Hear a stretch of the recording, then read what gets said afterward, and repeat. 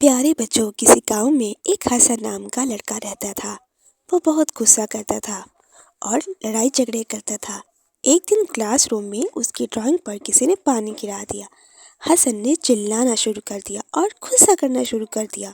اتنے میں حسن کی ٹیچر نے حسن کو بہت سمجھایا اور حسن کو تلقین کی کہ بیٹا، غصہ کرنا بہت بری بات ہے۔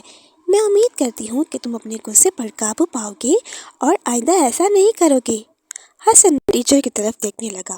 ایک دن حسن پارک میں کھیل رہا تھا کہ اس کی بال ایک بچے کو لگ گئی اور وہ بچہ زوروں کی طرح رونے لگا۔ حسن یہ دیکھ کر ڈر گیا۔ حسن کو اپنی شرارتوں پر بہت شرمندگی ہوئی اور اس نے رات کو سوتے وقت اللہ تعالیٰ سے دعا کی کہ میرے اللہ، میرے غصے کو میرے دل سے نکال دے اور مجھے ایک اچھا بچہ بنا دے۔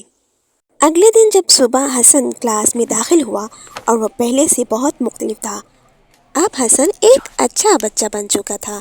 اس کہانی کا سبق ہے کہ بچوں کو غصہ نہیں کرنا چاہیے۔